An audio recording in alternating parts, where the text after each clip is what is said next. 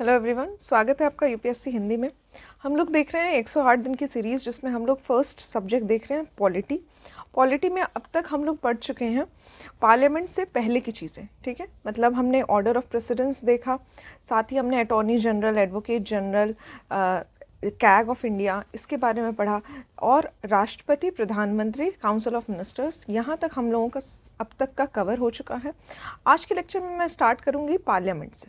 ठीक है, ये पार्लियामेंट का पहला पार्ट है, मतलब हम लोग स्टार्ट करेंगे लोकसभा से, इसके बाद देखेंगे राज्यसभा, फिर कुछ कमिटीज़ जो पार्लियामेंट की कमिटीज़ होती हैं उनके बारे में हम लोग स्टडी करेंगे। ठीक है, ठीक है। टॉपिक स्टार्ट करने से पहले एक क्विक रिवीजन करवाती हूँ मैं आपको। जो भी हमने लास्ट के लेक्चर में पढ़ा था, पिछले लेक्चर में जो भी पढ़ा है, वो हम एक क्विकली रिवाइज करते हैं उसको। तो सबसे पहले जो केंद्रीय मंत्री परिषद होता है, काउंसिल ऑफ मिनिस्टर्स, इसमें आते हैं प्रधानमंत्री, कैबिनेट मिनिस्टर्स, राज्य के मंत्री और स्टेट मिनिस्टर्स, और साथ ही जो उप मंत्री होते हैं, ठीक है, डेप्यूटी मिनिस्टर्स होते हैं, ये सभी काउंसिल ऑफ मिनिस्टर्स में आते हैं। आर्टिकल 74 इससे रिलेटेड है। आर्टिकल 74 ये कहता है कि राष्ट्रपति को सहायता और सलाह देने के लिए एक मंत्री परिषद होगी, जिसका जो प्रधान होगा, जो चीफ होगा, वो होगा प्रधानमंत्री।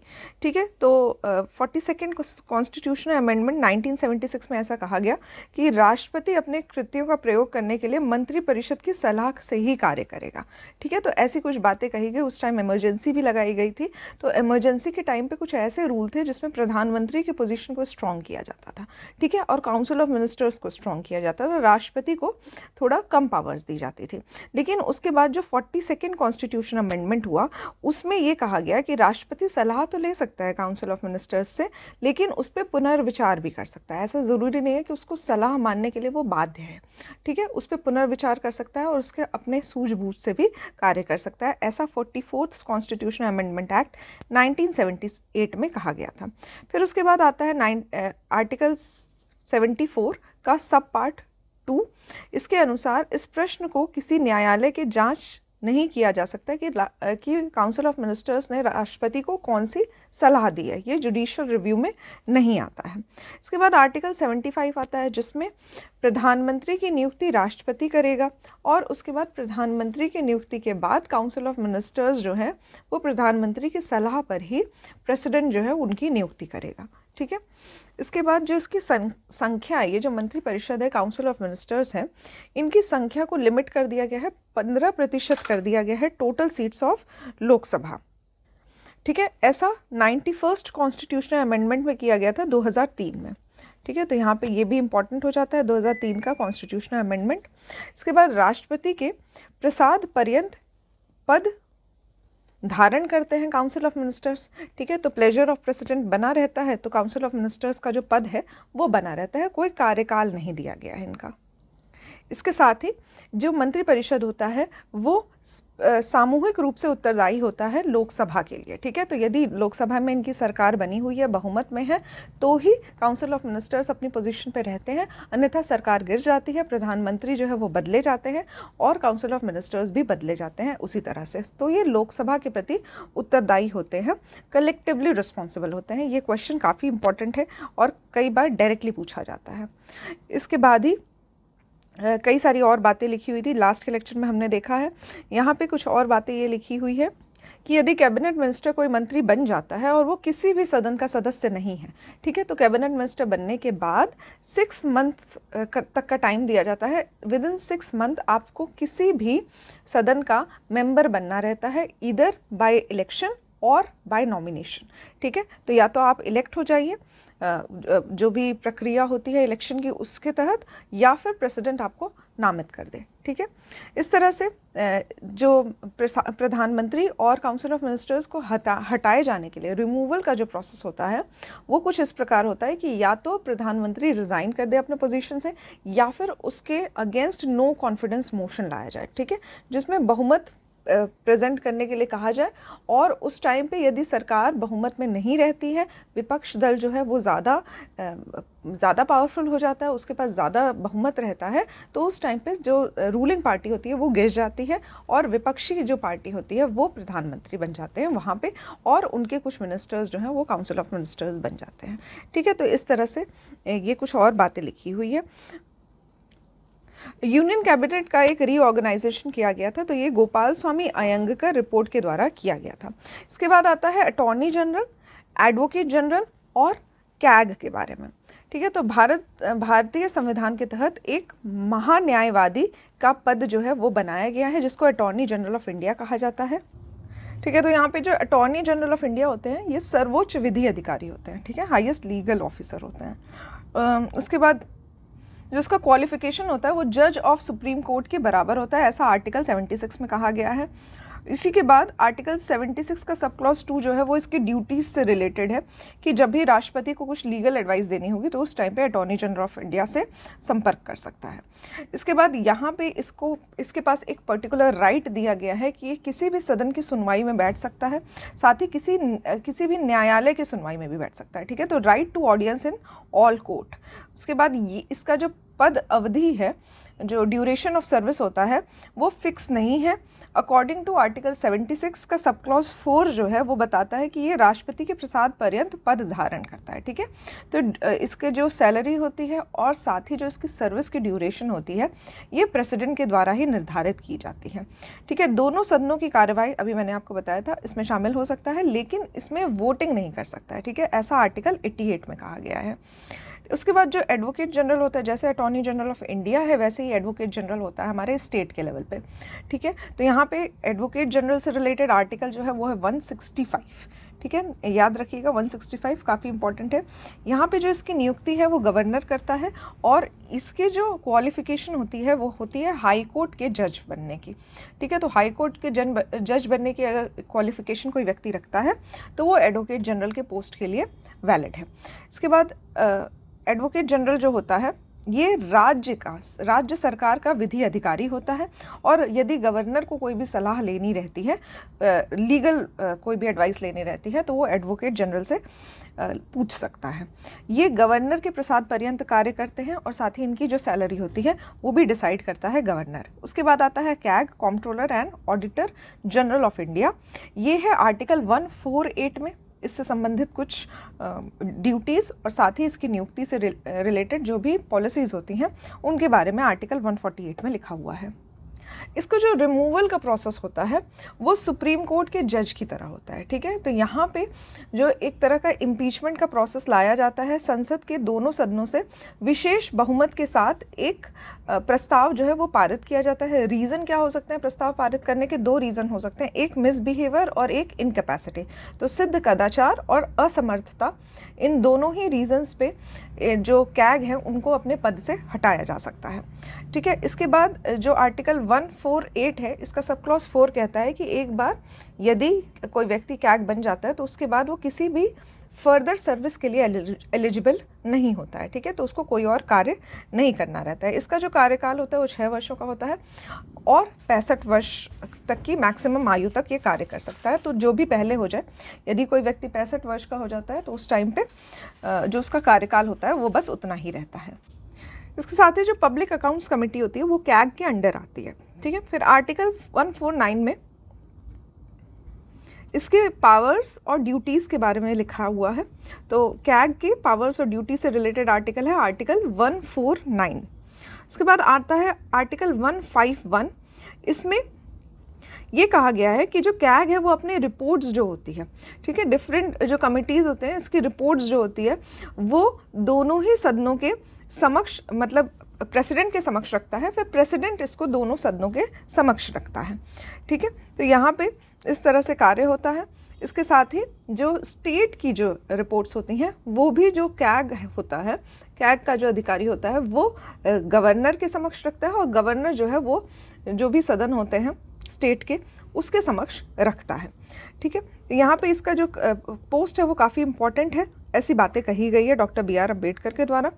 फिर इसके बाद आता है कि कौन सी रिपोर्ट्स जो है वो कैग बनाता है या फिर किस रिपोर्ट का ऑडिट करता है। तो पहला अप्रोप्रिएशन अकाउंट्स क्या होता है ये हम लोग लास्ट लेक्चर में देख चुके हैं। फाइनेंस अकाउंट ये भी हमने देखा है। तो अप्रोप्रिएशन अकाउंट वो होता है जो सभी पैसे जो कंसोलिडेटेड फंड ऑफ इंडिया से निकाले जाते हैं, ठीक है, जो भी एक्सपेंडिचर किए जाते हैं वो अप्रोप्रिएशन अकाउंट में आता है। फिर आता है finance finance account, appropriation account और फाइनेंस अकाउंट दोनों ही मनी बिल से रिलेटेड है, फाइनेंशियल बिल से रिलेटेड है। उसके बाद जो PSUs होते हैं, जो पब्लिक सर्विस अंडरटेकिंग्स होते हैं, उन कंपनीज़ में जो एक्सपेंडिचर किए जाते हैं, ये सेंटर ओन्ड कंपनीज़ होती हैं, इनमें जो एक्सपेंडिचर होते हैं इसकी भी ऑडिट की जो रिपोर्ट है वो कैग के द्वारा प्रिपेयर की जाती है। ठीक है, तो इस तरह से यहाँ पे हमने कैग के बारे में देखा था। इसके बाद आता है वरीयता अनुक्रम, जिसको ऑर्डर ऑफ प्रेसिडेंस कहते हैं। तो यहाँ पे हर व्यक्ति जो कि सेंटर की पोजीशन रखता है या फिर कोई स्टेट की पोजीशन रखता है, उसका एक ऑर्डर होता है, किस ऑर्डर में कार्य किए जाते हैं। जो दैनिक संबंधित कार्य होते हैं उसमें तो इसकी भूमिका नहीं होती है, बट अगर कोई सेरेमनी होती है तो उसमें काफ़ी इंपॉर्टेंट रोल होता है। ठीक है, तो राजनीतिक समारोह के अवसर पे इसका जो इम्पोर्टेंट रोल होता है। ठीक है, तो यहाँ पे जो इम्पोर्टेंट पोजीशन है, नंबर 1 पे आते हैं प्रेसिडेंट, जो कि फर्स्ट सिटीजन ऑफ इंडिया कहलाते हैं। उसके बाद आते हैं वाइस प्रेसिडेंट, फिर आते हैं प्रधानमंत्री। ठीक है, तो ये सभी इंपॉर्टेंट पोजीशन है। उसके बाद चौथे नंबर पे आते हैं गवर्नर, 5वें नंबर पे आते हैं फॉर्मर प्रेसिडेंट। ध्यान दीजिएगा, यहाँ पे जो पहले प्रेसिडेंट रह चुके हैं वो 5वें नंबर पे आते हैं। फिर उसके बाद 5th का ही एक ए पार्ट है जिसमें डेप्यूटी प्राइम मिनिस्टर आते हैं। ठीक है, तो डेप्यूटी प्राइम मिनिस्टर आते हैं। फिर 6ठे नंबर पे आते हैं चीफ जस्टिस ऑफ इंडिया और साथ ही लोकसभा के स्पीकर।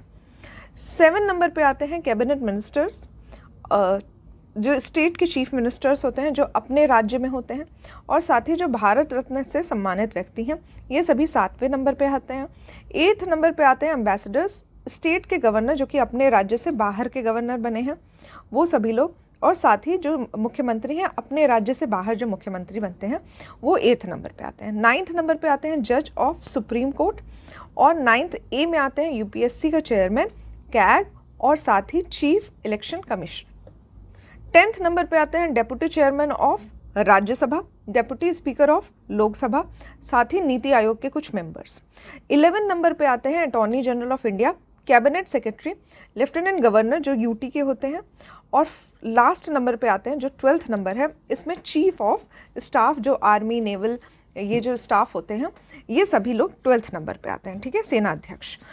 नेक्स्ट अब हम लोग स्टार्ट करेंगे आज का टॉपिक जो है द पार्लियामेंट। इसका फर्स्ट पार्ट लोकसभा से संबंधित है। ठीक है, तो संसद संघीय सरकार का विधायी अंग है। यहाँ पे legislative organ of union government माना जाता है पार्लियामेंट को। केंद्र स्तर पर विधि निर्माण का कार्य जो है वो संसद द्वारा किया जाता है। संविधान के भाग 5 के अध्याय 2 के अंतर्गत अनुच्छेद 79 से लेकर 122 में संसद से संबंधित प्रावधान किए गए हैं। ठीक है, तो इसको मैं फिर से रिपीट कर रही हूँ। यहाँ पे पार्ट जो है वो 5 है, इसका जो सेकंड पार्ट है उसमें आर्टिकल 79 से, ठीक है, आर्टिकल 79 से 122 तक जो संबंधित है वो पार्लियामेंट से संबंधित है। ठीक है, इसमें जो अनुच्छेद आते हैं वो पार्लियामेंट से संबंधित है। आर्टिकल 79 के अनुसार संघ के लिए एक संसद होगा, और ये जो संसद है वो 3 चीज़ों से मिलकर बनती है, 3 लोगों से। एक प्रेसिडेंट है, फर्स्ट मेंबर प्रेसिडेंट होते हैं। सेकंड जो बॉडी है वो है लोकसभा और राज्यसभा। ठीक है, तो 3 ऑर्गन्स से मिलकर बनता है parliament, president, Lok Sabha and Rajya Sabha. Article 81 के अनुसार लोकसभा राज्यों से 530 से इतनी संख्या में इसके प्रतिनिधि होते हैं। उसके बाद 20 जो हैं वो यूटीज़ के होते हैं। ठीक है, तो यहाँ पे शॉर्ट में लिखा हुआ है 530 जो हैं वो स्टेट्स के रिप्रेजेंटेटिव हैं, और 20 जो हैं वो यूनियन टेरिटरीज़ के रिप्रेजेंटेटिव हैं। यदि राष्ट्रपति की राय में लोकसभा में एंग्लो इंडियन समुदाय के प्रतिनिधित्व पर्याप्त नहीं होता है, तो आर्टिकल 331 में ऐसी पावर दी गई थी कि ये 2 व्यक्तियों को नॉमिनेट कर सकता है। ठीक है, हालांकि जो मोस्ट इंपॉर्टेंट चीज़ यहाँ याद रखनी है कि इस पावर को ख़त्म कर दिया गया था 2019 में। 2019 में 104th कॉन्स्टिट्यूशनल अमेंडमेंट से ये जो एंग्लो इंडियन समुदाय से जो प्रतिनिधि लिए जाते थे, नॉमिनेट किए जाते थे प्रेसिडेंट के द्वारा, इसको ख़त्म कर दिया गया था। ठीक है, तो यहाँ पे 70 वर्षों का एक प्रावधान किया गया था कि 70 वर्षों तक एंग्लो इंडियन समुदाय के प्रतिनिधि को रहना होता है। बट जब 70 वर्ष पूरे हो गए यानी कि 2020 में, तो उस टाइम में इसको आगे नहीं बढ़ाया गया। ठीक है, तो इसलिए अभी करेंटली जो है वो एंग्लो इंडियन का नॉमिनेशन नहीं होता है। इस प्रकार जो आंग्ल भारतीय समुदाय हैं, इनसे लोकसभा में 2 सदस्यों के नामांकन की जो व्यवस्था थी ये निष्प्रभावी हो गई है करेंटली। लोकसभा में जो राज्यों की जो जनसंख्या होती है उसके आधार पर सीटों का आवंटन किया जाता है। लोकसभा में राज्यवार सीटों का आवंटन 1971 की जनगणना के अनुसार किया जाता है। ठीक है, तो जो बेस ईयर लिया जाता है जिसके अकॉर्डिंग जो प्रोपोर्शनल रिप्रेजेंटेशन दिया जाता है लोकसभा में, वो 1971 का है। ये भी डायरेक्ट क्वेश्चन पूछा जाता है, इसको आप लोग याद कर सकते हैं। ठीक है, इसके बाद यहाँ पे 84th कॉन्स्टिट्यूशनल अमेंडमेंट एक्ट हुआ था 2001 में। इसके अनुसार जो 2026 के बाद जो भी जनगणना, पहली जनगणना होगी, उसके पश्चात जो भी आंकड़े आएंगे उससे रिलेटेड हमारे जो लोकसभा है उसमें सीट्स जो है वो चेंज की जाएगी। ठीक है, तो यहाँ पे ये भी काफ़ी इंपॉर्टेंट हो जाता है। 84th कॉन्स्टिट्यूशनल अमेंडमेंट एक्ट 2001 में आया था। ठीक है, इसके बाद आता है आर्टिकल 83। इसके सब क्लॉज 2 के अनुसार लोकसभा की जो अवधि है वो प्रथम अधिवेशन से 5 वर्ष तक की होगी। ठीक है, तो यहाँ पे जो 5 इयर्स का इसका ड्यूरेशन होता है। हालांकि राष्ट्रपति को 5 वर्ष से पूर्व किसी भी समय लोकसभा को विघटित करने का अधिकार है। ठीक है, तो अगर कोई ऐसी सिचुएशन होती है जैसे इमरजेंसी लगती है या फिर सरकार बहुमत में नहीं होती है, सरकार गिर जाती है, तो उस टाइम पे क्या होता है, लोकसभा जो होती है उसको डिसॉल्व कर दिया जाता है और डिसॉल्व करने का पावर सिर्फ राष्ट्रपति के पास होता है। ठीक है, इसके साथ ही यदि कोई इमरजेंसी की सिचुएशन होती है जिसमें 5 वर्षों से अधिक जो है इसका कार्यकाल बढ़ाया जाना होता है, वो भी जो पावर होती है वो प्रेसिडेंट के पास होती है। संसद की अवधि को 1 वर्ष तक बढ़ाया जा सकता है। ठीक है, तो यदि कोई ऐसी सिचुएशन होती है, इमरजेंसी की सिचुएशन होती है, उस टाइम पे संसद की अवधि को बढ़ाया जा सकता है। मैक्सिमम लिमिट भी इसकी बताई गई है 1 वर्ष तक। और उसके बाद जब आफ्टर इमरजेंसी, मतलब जब इमरजेंसी की उद्घोषणा के प्रवर्तन में ना रहे जाने के पश्चात उसका विस्तार किसी भी दशा में 6 माह की अवधि से अधिक नहीं होगा। ठीक है, तो 1 वर्षों तक तो बढ़ाई गई है, बट अगर इन बिटवीन कभी इमरजेंसी हट जाती है तो उसके बाद 6 माह की अवधि से अधिक जो है ये एक्सटेंड नहीं हो सकता है। जो लोकसभा है उसको एक्सटेंड नहीं किया जा सकता है यदि इमरजेंसी ख़त्म हो गई है तो उस सिचुएशन में। लोकसभा के जो सदस्य बनने की आयु है वो कम से कम 25 वर्ष है, 25 वर्षों तक होना चाहिए। इसके बाद प्रतिदिन जो सस्पेंड करने की प्रक्रिया होती है ये अध्यक्ष के द्वारा की जाती है। ठीक है, लोकसभा का जो स्थगन है वो अध्यक्ष करता है, जबकि सत्रावसान या फिर विघटन, प्रोरोगेशन या फिर डिसोल्यूशन, ये दोनों पावर जो है वो प्रेसिडेंट के पास होती है। आर्टिकल 93 के अनुसार लोकसभा के सभी सदस्यों द्वारा अध्यक्ष और उपाध्यक्ष का चुनाव लोकसभा के सदस्यों में से ही किया जाता है।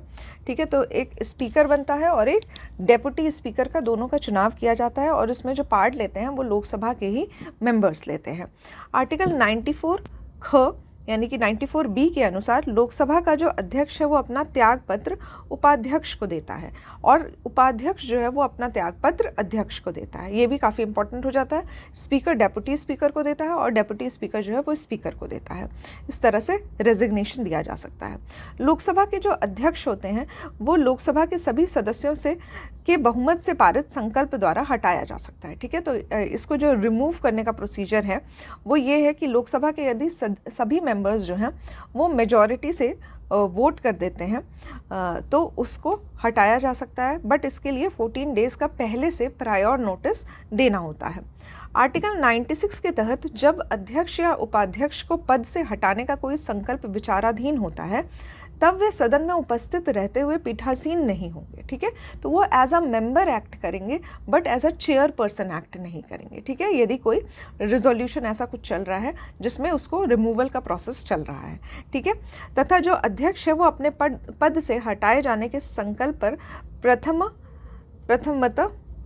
मत देने का अधिकार तो होगा उसको, बट यदि कोई ऐसी सिचुएशन होती है जैसे टाई की सिचुएशन हो जाती है, दोनों मत जो होते हैं वो एक दूसरे के इक्वल हो जाते हैं, उस टाइम पे वो वोट नहीं दे सकता है। ठीक है, तो ऐसा होता था कि जब कोई पोजीशन में होता था स्पीकर का स्पीकर के पोजीशन पे जब कोई व्यक्ति होता था तो वो मेंबर ऑफ लोकसभा रहता था, बट वो as a member of Lok Sabha vote नहीं करता था। वो उस टाइम पे वोटिंग करता था जब ऐसी सिचुएशन आती थी कि दोनों तरफ के वोट जो थे, कोई जो उसके फेवर में वोट कर रहा है और कोई जो अगेंस्ट में वोट कर रहा है, यदि दोनों वोट एक बराबर हो जाते थे, उस टाइम पे स्पीकर का राइट होता था कि इस टाई को अनलॉक करे, ठीक है, और ऐसा वोट दे जिसकी वजह से जो अनइक्वालिटी है वो बैलेंस हो जाए, ठीक है, इक्वालिटी है जो बैलेंस हो जाए, ठीक है। बट इस टाइम पे यदि कोई रेजोल्यूशन चल रहा है उसके रिमूवल के प्रोसेस का, तो एज अ मेंबर तो वो वोट कर सकता है, ठीक है, यहाँ पे एज अ मेंबर वो उपस्थित भी रह सकता है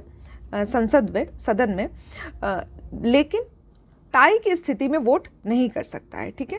तो यहाँ पे राइट टू स्पीक दिया गया है, प्रिसाइड नहीं कर सकता है, एज अ स्पीकर वर्क नहीं करेगा। राइट टू स्पीक होता है, प्रोसीडिंग में पार्ट ले सकता है, बट टाई की स्थिति में वोट नहीं कर सकता है, ठीक है। तो मत बराबर होने की स्थिति में निर्णायक मत जो होता है ये नहीं दे सकता है स्पीकर, यदि उस पर हटाए जाने का रेजोल्यूशन चल रहा है। लोकसभा अध्यक्ष अन्य विषयों पर मत देने नहीं दे, ठीक है, वे अपने निर्णायक मत का प्रयोग केवल तभी करते हैं यदि सत्ता पक्ष और विपक्ष दोनों का ही वोट बराबर हो जाता है, अर्थात टाई की स्थिति होती है, ठीक है। तो जो स्पीकर होता है वो यूजुअली वोट नहीं करता है जब ऐसी सिचुएशन होती है कि सत्ता पक्ष, रूलिंग पार्टी और जो विपक्ष है, दोनों का जब वोट बराबर हो जाता है। ऐसा अनुच्छेद 100 में सब क्लॉज 1 में कहा गया है, ठीक है। तो ये भी काफ़ी इंपॉर्टेंट है। लोकसभा का जो सचिवालय है प्रत्यक्ष रूप से लोकसभा अध्यक्ष के अंतर्गत आता है। लोकसभा जो सेक्रेटरीट है वो डायरेक्टली लोकसभा अध्यक्ष के अंडर आता है। इसके बाद एक इम्पॉर्टेंट कंसेप्ट है प्रोटम स्पीकर का। आम चुनाव के बाद जो नवनिर्वाचित लोकसभा सदस्य होते हैं को शपथ दिलाने का जो कार्य होता है वो प्रोटम स्पीकर का होता है, ठीक है, ठीक है। तो यदि कोई इलेक्शन होता है, सपोज ये 2024 का इलेक्शन हुआ है, नया इलेक्शन हुआ है, तो रिसेंट में जो भी इलेक्शन हुए हैं इसके बाद जब मीटिंग होती है और सभी जो नवनिर्वाचित लोकसभा सदस्य होते हैं वो बनते हैं, तो उस टाइम पे स्पीकर का चुनाव तुरंत से नहीं हो जाता है। उस टाइम पे जो सबसे एल्डेस्ट पर्सन होता है, जो सबसे वरिष्ठ सदस्य होता है सभी मेंबर्स में से, चुने हुए मेंबर्स में से, उसको प्रोटम स्पीकर के रूप में चुना जाता है, ठीक है।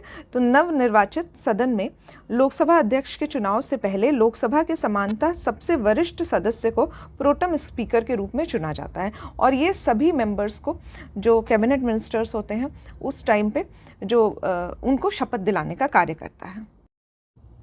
यहाँ पे मैं करेक्ट करूँगी कि कैबिनेट मिनिस्टर्स को जो शपथ है वो प्रेसिडेंट दिलाते हैं। यहाँ पे जो प्रोटेम स्पीकर हैं वो शपथ दिलाते हैं सभी लोकसभा के सभी सदस्यों को, ठीक है। तो यहाँ पे प्रोटेम स्पीकर का काम क्या होता है, कैसे नियुक्ति की जाती है, ये सभी हमने देख लिया है। इसके बाद आता है अनुच्छेद 85 के अनुसार लोकसभा के एक सत्र की अंतिम बैठक और आगामी सत्र की प्रथम बैठक के बीच में 6 माह के से अधिक का अंतर नहीं होना चाहिए। तो मैक्सिमम जो टाइम लिमिट दी गई है, एक सेशन जब एंड होता है और दूसरा सेशन जब स्टार्ट होता है, बिगिनिंग जो होती है सेशन की, उसके बीच में 6 मंथ का डिफरेंस, 6 मंथ से ज़्यादा का डिफरेंस नहीं होना चाहिए। इस प्रकार लोकसभा के कम से कम वर्ष में 2 बार सत्र बुलाए जाना आवश्यक होता है। आर्टिकल 300 के सब क्लॉज 3 के अनुसार लोकसभा या राज्यसभा का कोरम जो है वो कुल सदस्यों का 1/10 भाग होता है, ठीक है। तो यहाँ पे ये भी इंपॉर्टेंट होता है, इससे भी डायरेक्ट क्वेश्चन पूछ लिया जाता है कि कोरम जो होता है वो कितना होता है। तो ये पूरे जो सदन के जो सदस्य होते हैं उन सभी का 1/10 जो है होना चाहिए भाग, ठीक है। कोरम को हिंदी में गणपूर्ति भी कहा जाता है। इसके बाद मुख्य विपक्षी दल की मान्यता हेतु भी यही सदस्य संख्या आवश्यक है। तो मुख्य विपक्षी दल की मान्यता भी बनी रहती है यदि उसमें 1/10 जो सभी मेंबर्स हैं उनमें से 1/10 जो हो वो विपक्षी दल के हों, तभी उस दल की मान्यता बनी रहती है। उत्तर प्रदेश राज्य लोकसभा में सर्वाधिक प्रतिनिधि 80, ठीक है, ये संख्या 80 है, इसको याद कर लीजिए क्योंकि ठीक है डायरेक्ट क्वेश्चन पूछा जाता है कि यूपी से लोकसभा के सदस्य कितने हैं, तो 80 हैं और राज्यसभा के 31 हैं, ठीक है। ये भी याद कर सकते हैं आप। डेटा बहुत इंपॉर्टेंट होता है क्योंकि जो स्टेट सर्विसेज के एग्जाम्स होते हैं उसमें स्टेट से रिलेटेड जो भी इन्फॉर्मेशन होती है एटलीस्ट उतनी तो आपको पता होनी चाहिए। इसके बाद आता है महाराष्ट्र की संख्या दी हुई है 48 और पश्चिम बंगाल की 42। ठीक है, यहाँ पे ये इसलिए बताया जा रहा है क्योंकि कभी कभी match the following type questions में अगर आप PYQ देखेंगे, जो भी प्रीवियस ईयर में क्वेश्चंस आए हैं या फिर घटना चक्र के क्वेश्चन देखेंगे, तो वहाँ पे देखा होगा आपने कि एक match the following type question आता है जिसमें स्टेट्स के नाम लिखे रहते हैं और कितने रिप्रेजेंटेटिव होते हैं लोकसभा या राज्यसभा की सीटें कितनी हैं। ठीक है, तो ये match the following type question के लिए ये भी डेटा आपको याद रखना है। ठीक है, कुछ इंपॉर्टेंट चीज़ें, जैसे कुछ इंपॉर्टेंट स्टेट्स कौन सी ज़्यादा है, कहाँ पे कम है, तो एक डेटा अभी मैं आपको दिखाऊंगी। यहाँ पे मैंने एक चार्टिंग भी की हुई है उस डेटा की, तो वो भी हम लोग रीड आउट करेंगे।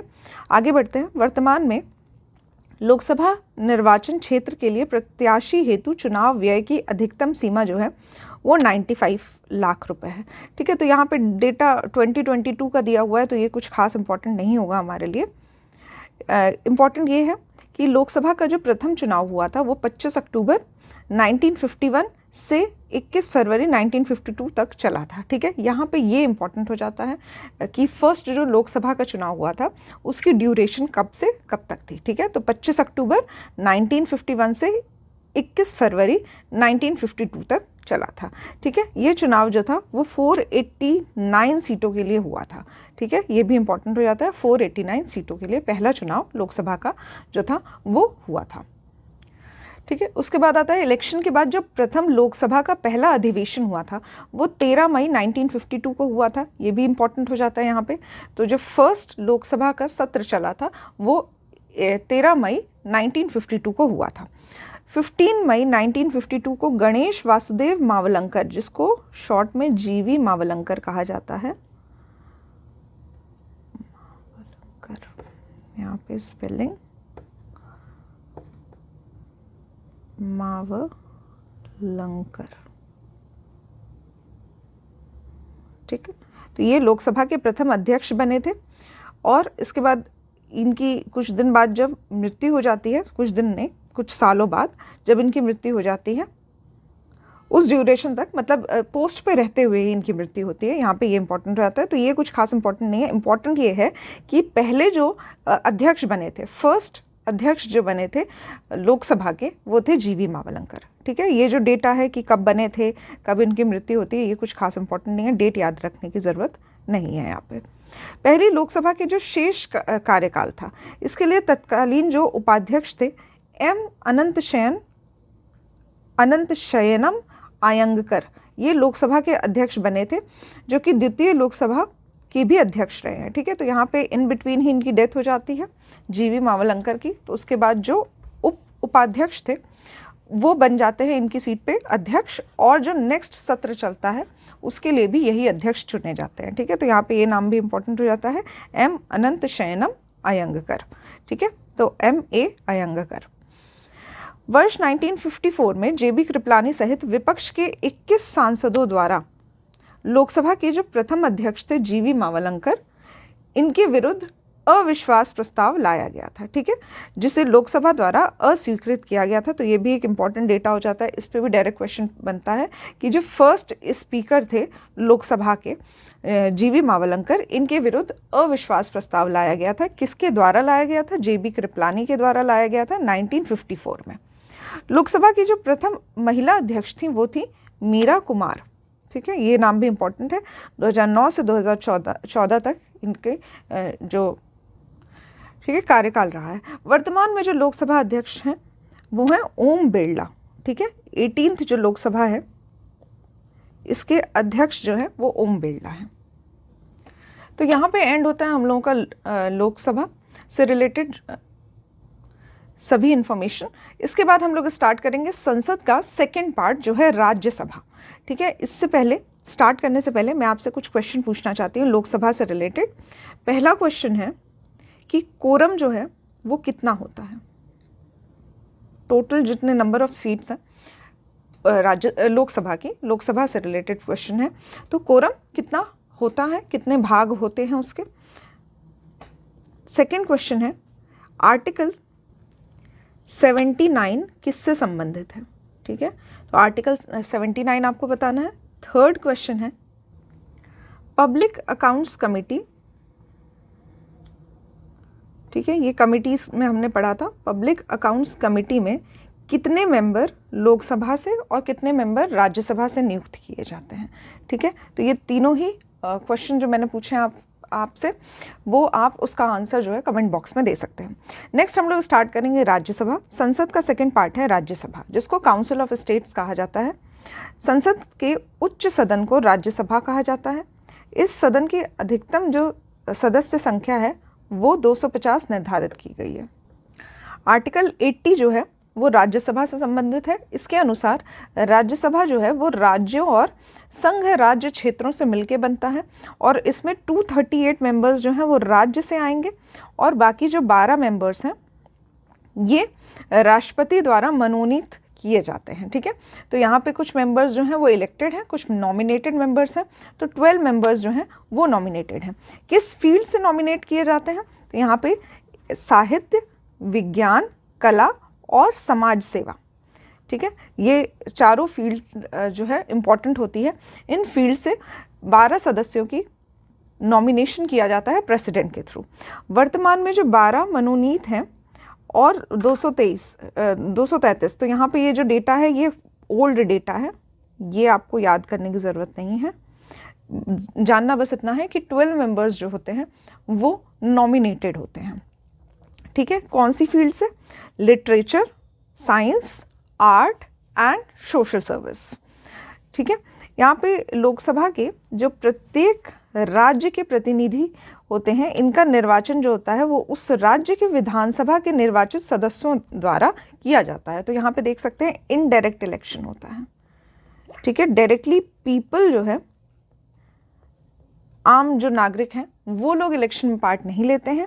यहाँ पे राज्य के जो विधानसभा होते हैं उसके निर्वाचित सदस्य जो होते हैं ये इलेक्शन में पार्ट लेते हैं। उसके बाद राज्यसभा का प्रतिनिधि जो होता है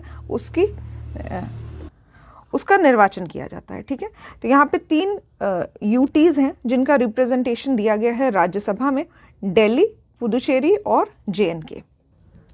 उसके बाद फिर कुछ इन्फॉर्मेशन दी हुई है किस तरह से राज्यसभा का जो मेंबर्स होते हैं इनके निर्वाचन किया जाता है। तो राज्यसभा के लिए निर्वाचन अनुपातिक प्रतिनिधित्व पद्धति के अनुसार, जिसको प्रोपोर्शनल रिप्रेजेंटेटिव कहते हैं, इसके अनुसार होता है और साथ ही एकल संक्रमणीय मत के द्वारा किया जाता है, single transferable voting system.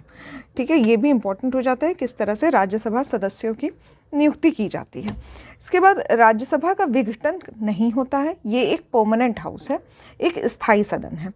Rajya Sabha के यथासंभव निकटतम 1/3 सदस्य, जो 1/3 होते हैं सदस्य, टोटल जितने सदस्य हैं उनके 1/3 जो हैं वो प्रत्येक 2 वर्ष की समाप्ति पर सेवानिवृत्त होते हैं। ठीक है, तो इस तरह से ये एक सीरीज़ चलती रहती है कि प्रत्येक 2 वर्षों के बाद 1/3 जो होते हैं वो सदस्य रिटायर हो जाते हैं, नेक्स्ट उनकी जगह पे कोई और नए सदस्य आते हैं। इस प्रकार इसके सदस्य का कार्यकाल जो होता है वो 6 वर्षों का होता है। ठीक है, 6 वर्षों का कार्यकाल होता है। वेरी इंपॉर्टेंट है बिकॉज यही डिफरेंस होता है लोकसभा और राज्यसभा में, और जो भी डिफरेंस की चीज़ें हैं वो आपको अक्सर याद होनी चाहिए।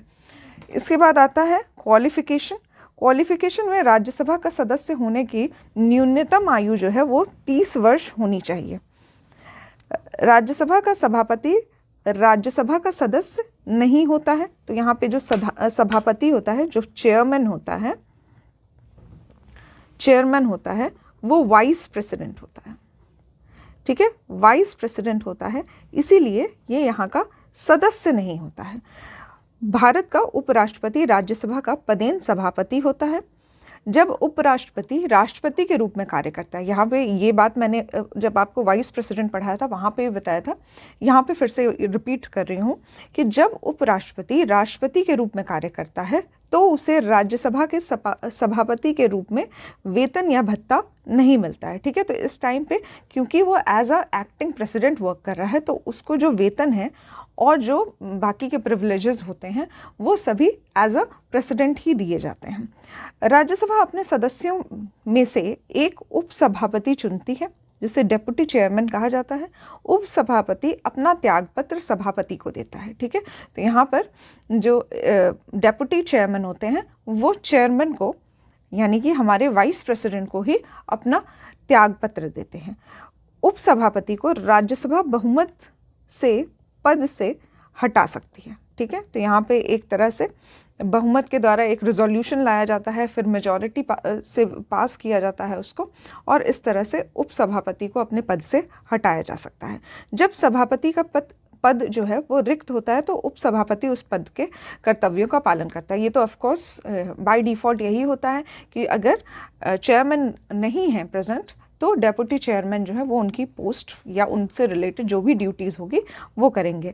जब उपराष्ट्रपति को उसके पद से हटाने का कोई संकल्प विचाराधीन होता है ना, यहाँ पे ये पॉइंट्स इंपॉर्टेंट होते हैं क्योंकि इस पे थोड़ा ट्रिक करके क्वेश्चन बना दिया जाता है कि यदि ऐसा कोई संकल्प पारित हुआ है या फिर कोई ऐसा रिजोल्यूशन चल रहा है, उस टाइम पे क्या होगा चेयरमैन की पोजीशन का या फिर डेप्यूटी चेयरमैन की पोजीशन का या फिर जो स्पीकर ऑफ लोकसभा है।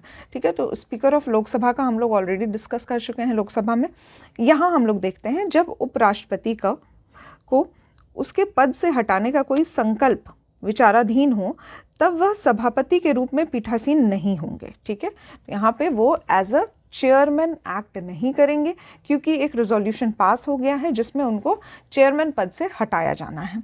राज्यसभा के राज्यों का प्रतिनिधित्व उनके जनसंख्या के अनुपात के में दिया जाता है। ठीक है, तो यहाँ पे जो रिप्रेजेंटेशन है, किस स्टेट की कितने रिप्रेजेंटेटिव होंगे राज्यसभा के, ये उसके पॉपुलेशन से डिसाइड किया जाता है। वर्ष 2003 में लोक प्रतिनिधित्व अधिनियम 1951, जिसको रिप्रेजेंटेशन ऑफ पीपल्स एक्ट 1951 कहा जाता है, इसमें संशोधन के माध्यम से यह एक व्यवस्था की गई थी कि कोई भी व्यक्ति राज्यसभा के लिए कहीं से भी चुनाव लड़ सकता है। ठीक है, ये बात काफ़ी इंपॉर्टेंट हो जाती है, वह चाहे किसी भी राज्य के संसदीय क्षेत्र का पंजीकृत मतदाता हो। ठीक है, तो यहाँ पर राज्यसभा के लिए ऐसा ज़रूरी नहीं है कि अगर कोई गुजरात की सीट से आ रहा है तो उसको गुजरात की ही सीट का या गुजरात का ही नेटिव होना इम्पॉर्टेंट नहीं है। ठीक है, तो यहाँ पे कहीं से भी वोट जो है वो राज्यसभा के पद के लिए कहीं से भी आप लोग कहीं से भी रिप्रेजेंटेशन के लिए दिया जा सकता है। ठीक है, तो ये भी इम्पॉर्टेंट हो जाता है कहाँ से होता है। यहाँ पे संशोधन किया गया है रिप्रेजेंटेशन ऑफ पीपल्स एक्ट 1951 में, जिसके अनुसार राज्यसभा के लिए कहीं से भी चुनाव जो है वो लड़ा जा सकता है। ठीक है, अब यहाँ पे कुछ इम्पॉर्टेंट है, जैसे कि राज्यसभा के पास कुछ पावर्स होती हैं जो कि लोकसभा के पास नहीं होती हैं, जैसे कि आर्टिकल 312, इसके तहत अखिल भारतीय सेवाओं का सृजन राज्यसभा की शक्ति है। ठीक है, इसके साथ ही एक और पावर होती है आर्टिकल 249 में। ठीक है, इंपॉर्टेंट है ये भी, ये दोनों ही याद रखिएगा क्योंकि ये राज्यसभा के एक्स्ट्रा पावर्स हैं जो कि लोकसभा के पास नहीं होते हैं। ठीक है, आर्टिकल 249 में राज्यसभा के पास पावर है कि वो स्टेट लिस्ट के किसी भी पॉइंट पे जो है वो एक्ट बना सकती है।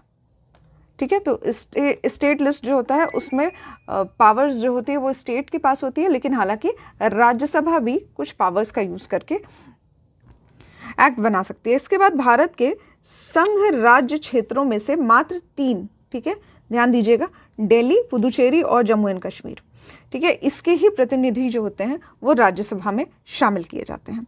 भारतीय संविधान की 4th अनुसूची 4th शेड्यूल में राज्यसभा के लिए राज्यों व संघ राज्य क्षेत्रों में सीटों का आवंटन जो है इसके कुछ प्रावधान उल्लेखित किए गए हैं। ठीक है, तो ये 4th शेड्यूल भी मैंने आपको बताया था जब मैं शेड्यूल्स पढ़ा रही थी, तो जब मैंने शॉर्ट ट्रिक बताई थी तो वहाँ पे मैंने आपको बताया था जो 4th शेड्यूल होता है वो राज्यसभा की सीटों से संबंधित है। इसके बाद आर्टिकल 249 अभी मैंने आपको बताया है, फिर से बता रही हूँ यहाँ पे, इसके तहत राज्यसभा अपने उपस्थित एवं मत देने वालों सदस्यों में से कम 2/3 बहुमत से ऐसा संकल्प पारित करती है कि राज्य सूची के किसी भी विषय पर विधि बनाना राष्ट्रीय हित के आवश्यकता में, यहाँ ध्यान दीजिएगा ये पॉइंट काफ़ी इंपॉर्टेंट है कि किस परिस्थिति में ये स्टेट लिस्ट पे कोई भी बना सकती है, लॉ बना सकती है, तो ये राष्ट्रीय हित के आवश्यकता में।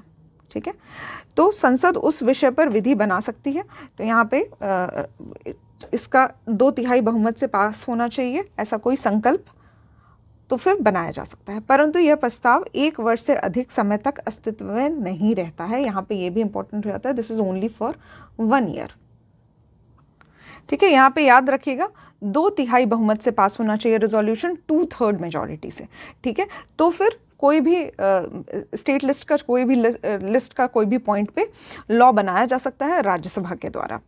नेक्स्ट आता है आर्टिकल 250। इसके अनुसार आपातकाल की स्थिति में संसद को राज्य सूची में उल्लेखित किसी विषय के संबंध में भारत के संपूर्ण राज्य क्षेत्र या उसके किसी भाग के लिए कानून बनाने की शक्ति होती है। ठीक है, तो यहाँ पे आर्टिकल 250 भी काफ़ी इंपॉर्टेंट हो जाता है। पर यहाँ पे जो इसका जो ड्यूरेशन है, कितने दिन तक ये लागू रहेगा, तो ये आपातकाल की जब समाप्ति हो जाएगी उसके पश्चात 6 माह की अवधि से अधिक ये प्रावधान प्रभावी नहीं रहता है। ठीक है, तो इमरजेंसी के टाइम पे बनाया गया है, 250 आर्टिकल का यूज़ करके बनाया गया है, लेकिन जैसे ही इमरजेंसी ख़त्म होती है उस टाइम पे ये 6 मंथ तक ही वैलिड रहता है। उसके बाद जो है इसका ये वैलिड नहीं रहता है ये कोई भी लॉ।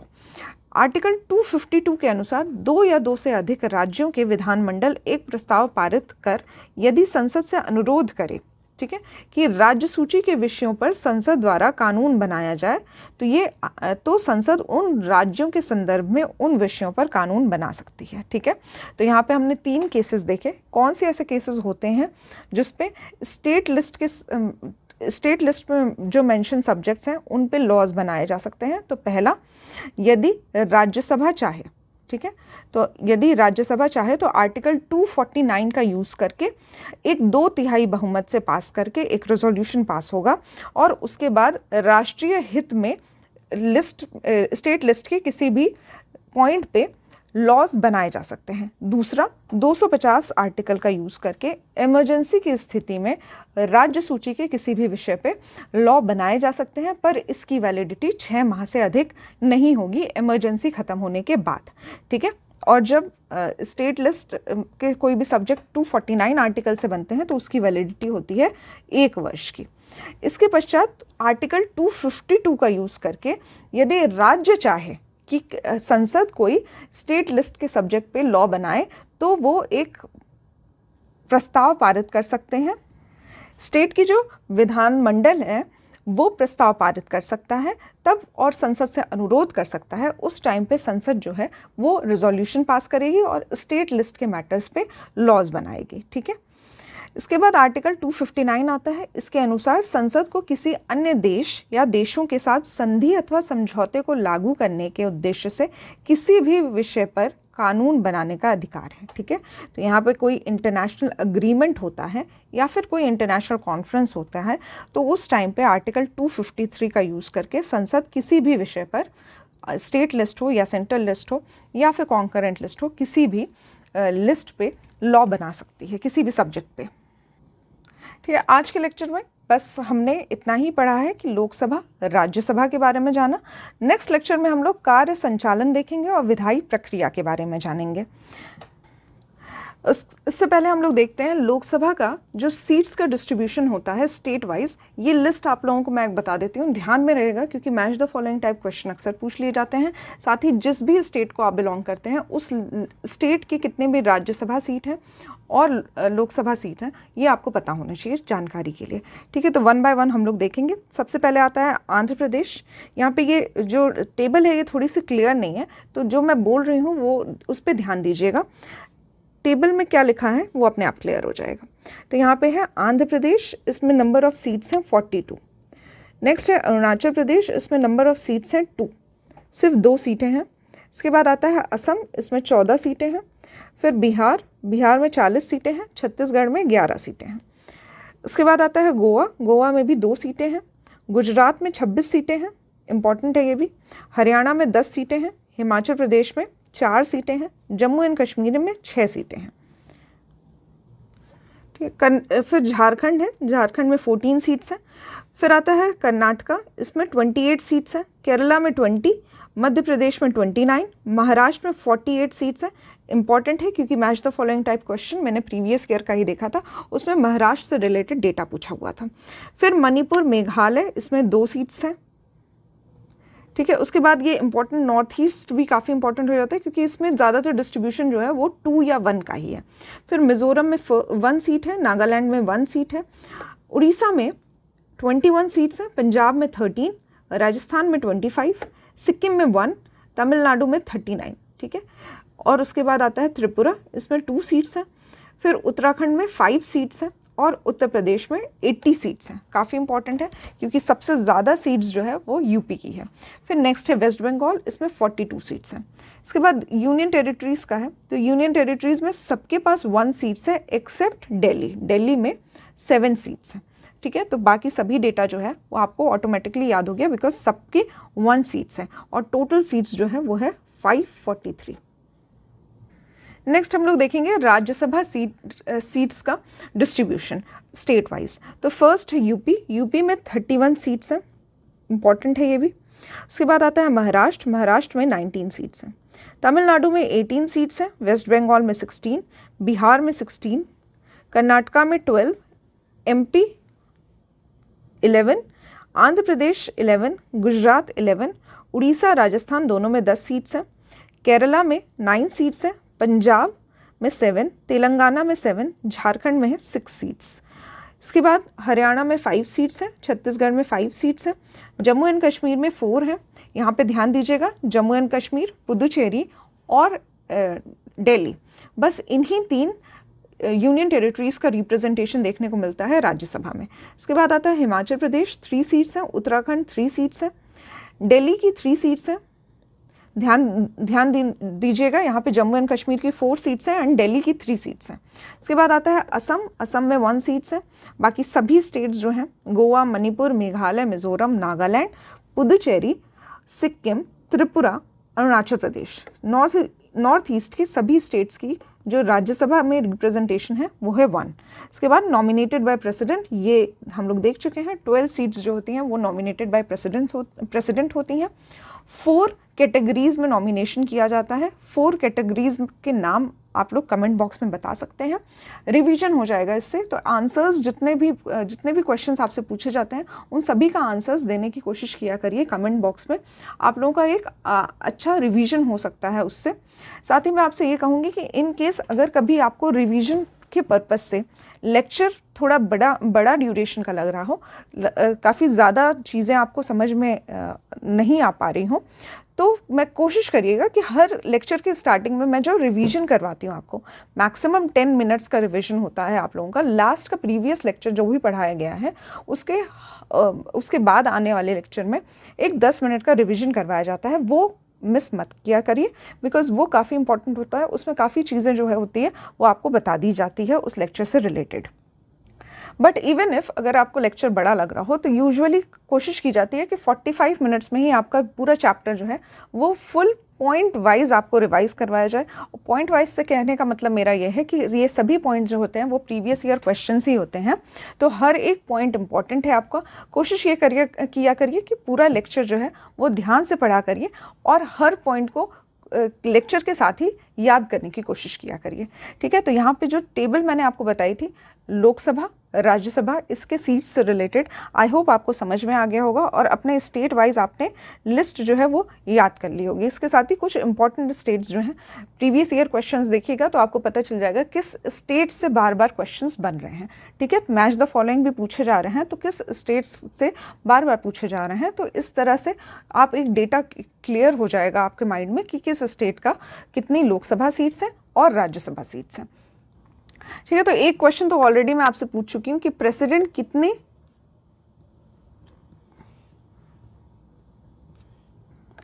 फील्ड से नॉमिनेशन करता है राज्यसभा में, ठीक है। ये सभी फील्ड्स आपको बतानी है।